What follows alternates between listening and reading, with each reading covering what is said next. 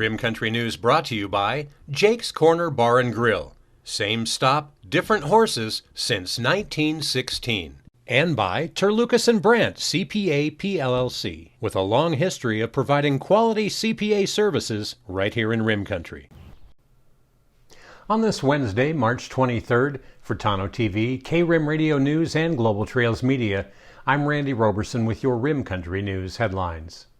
Well, this past Friday, the Coconino County Sheriff's Office deputies received a call for service requesting a welfare check on a family from Missouri.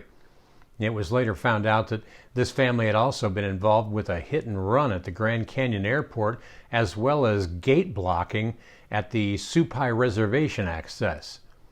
Well, the caller requesting the welfare check, also from Missouri, stated her boyfriend was in the area of the Grand Canyon and Supai Reservation and had called her reporting that his father was holding him and the rest of the family, to include an infant, against their will with a firearm. Well, the deputy receiving the call for service recognized this to potentially be the same group that had been involved in a hit and run incident earlier in the day at the Grand Canyon Airport. The report at the Grand Canyon Airport was that a white truck had rammed through the gate going onto the tarmac, and then left the scene. Deputies, park rangers with the National Park Service, and members of the Northern Arizona Tactical Team conducted a pretty extensive search of Tucson and the Grand Canyon National Park on the evening of the 18th, but could not locate the family or their vehicles associated with that family. Now, at approximately 10 a.m. the next morning on the 19th, Coconino County Sheriff's Office received a call from the Supai Rangers stating that a white truck had rammed a gate along the reservation line at the end of Forest Road 328, approximately 21 miles west of Tucson. Well, the description matched the vehicle involved in the earlier incidents. There was a Jeep with a truck as well.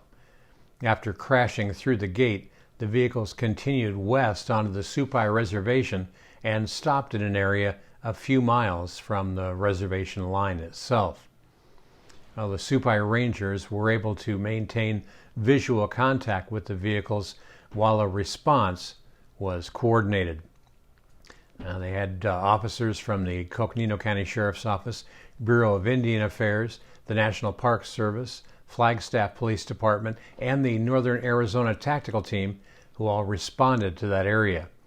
Shortly thereafter, information was received from the Supai Rangers that the male subject had walked a considerable distance from the rest of the party, and that the rest of the party had left towards Tucson in both of the vehicles. Well, upon receiving this information, resources were deployed via helicopter and patrol vehicle to the area. The suspect was taken into custody without incident by the officers transported by helicopter. The family was contacted by the officers along Forest Road 328. There were no injuries sustained by any parties. Casper Ahrens, a 44-year-old Genevieve, Missouri man, was arrested and booked into the Coconino County Jail for 7 counts of felony endangerment, 7 counts of threatening and intimidating, 4 counts of kidnapping, criminal damage, and 1 count of unlawful imprisonment. Ahrens is being held on a $75,000 cash bond. The Coconino County Sheriff's Office would like to thank the Flagstaff Police Department, the National Park Service Grand Canyon, the Bureau of Indian Affairs, and the Supai Rangers for their assistance in bringing this incident to a peaceful resolution. Well, in other news, strategically written requests backed up by numerous conversations and meetings paid off this month when members of the Gila County Board of Supervisors were notified of approval of more than $1 million worth of federal funding earmarked for Gila County special projects. The Silverbelt is reporting this funding targets 2 high-priority projects, water tanks and storage facilities for fire suppression and strategically located throughout the county, and working to create an all-weather surface for Forest Road 512, or the Young Road. in announcing that $609,000 is allocated for Gila County wildland fire prevention. Supervisor Steve Christensen said, quote, "This funding follows conversations and meetings that I've had with both senators regarding the need for repairing our first strike response infrastructure. I thank them for their support and look forward to working together in the future." Board of Supervisors Chairman Tim Humphrey added his own thanks for making sure that two of Gila County's highest priorities were included in the omnibus budget bill, which funds the federal government through the end of the fiscal year, and was signed by the President on Tuesday, March 15th. He said, quote, "We are appreciative of the funding for fire suppression measures in Gila County, and we need all the help that we can get to prevent future catastrophic wildfires." Supervisor Woody Klein knows Forest Road 512, or the Young Road, better than most. As a lifelong Young resident, he has driven that road in all seasons and all weather. He added his thanks to our senators for including $472,000 to repave the Young Road, saying, quote, "If you don't live in the Pleasant Valley, then you may not realize this is the primary access from Young to Highway 260, and it includes 13 miles of dirt road. This funding allows Gila County to proceed with working toward an all-weather surface on the Young Road, which will be so much safer for residents, visitors, and emergency services. Improving the road is an essential factor in the future development of the Veterans Center planned for Pleasant Valley as well, according to Klein." Well, coming up in Rim Country weather, northerly breezes continue for today with warmer temperatures as high pressure strengthens towards the west. High pressure remains for the end of the week, through the end of the week, and through the weekend too, for that matter, resulting in lighter winds and some very warm temperatures. Unsettled weather looks to return early next week with cooler temperatures and a chance for rain and snow showers. A complete report on your 7-day forecast is coming up next. You're watching Rim Country News. Jake's Corner Bar and Grill. It's not just a bar, it's a destination. Jake started out as an Arizona stage stop way back in 1916, and folks have been stopping here ever since. Jake's also has been famous as a popular stopping spot for travelers headed to Rim Country or Roosevelt Lake. But as more people discover this historic stop, more and more, it becomes the destination. It was even featured in the 2008 movie Jake's Corner and later featured at the Sedona Film Festival.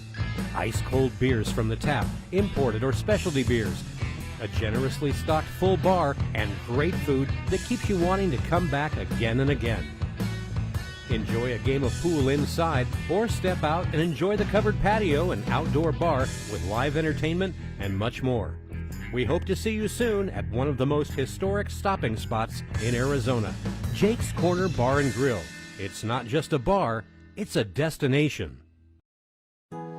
Hi, I'm Michael Dowling with the Old County Inn and Pinewood Tavern. So we've been using Lucas and Brandt probably for the last 4 years. They've been really awesome to work with, Amy and Marguerite. They do everything now from pretty much all of our payroll needs, pay all of our taxes. They even help us on Fridays to pick up our checks, which is great since they're local. But I pretty much use them for everything. They've been awesome to work with, and they take off all the things I don't have to worry about as far as taxes go, so I can concentrate on my business. But as for now, they're pretty much doing all of my personal taxes, all of our payroll needs, all of our business taxes, and very affordable and just awesome to work with, and they're local. So we really appreciate them, and they've been a great partner with us so far.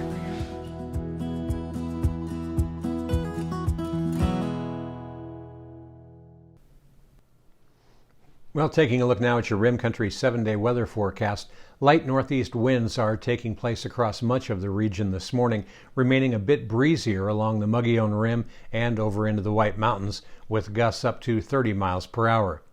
Now, these breezier northeast winds in the higher elevated locations should continue for at least the rest of the morning before decreasing in intensity during the afternoon hours today. Most of north-central Arizona will experience northerly breezes this afternoon of 15 to 20 miles an hour before becoming light and variable by the evening as gradients weaken and high pressure takes over. A high pressure ridge will be the dominating feature all the way through the weekend, resulting in lighter winds, periods of mid to high level cloud cover, and much warmer temperatures across north central Arizona.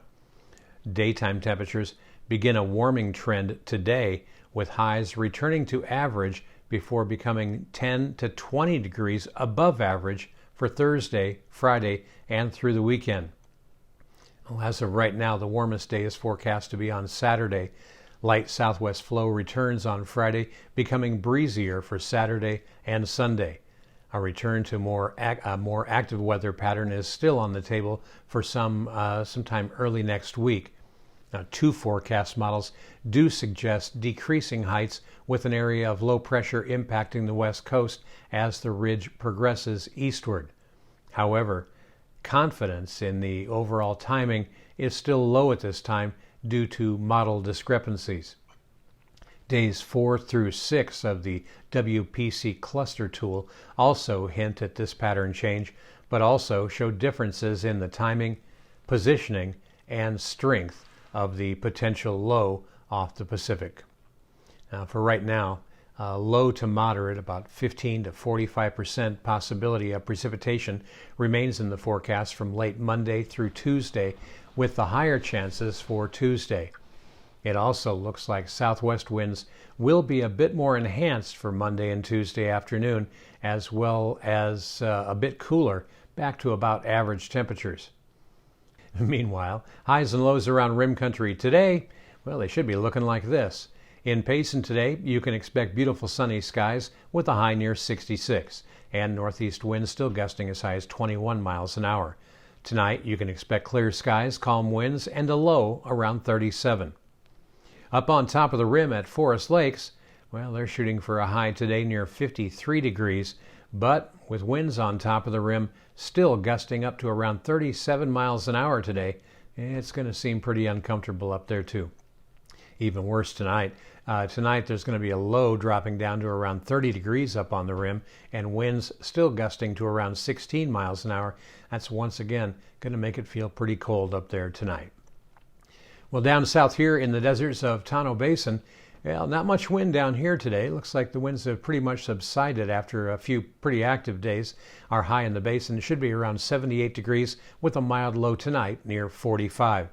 By Friday and Saturday, highs in the basin will be in the low 90s, so it might just be a good time to go hit Roosevelt Lake. And that's what's happening around Rim Country. For Tonto TV, KRIM Radio News, and Global Trails Media, I'm Randy Roberson. Make it a great Hump Day Wednesday.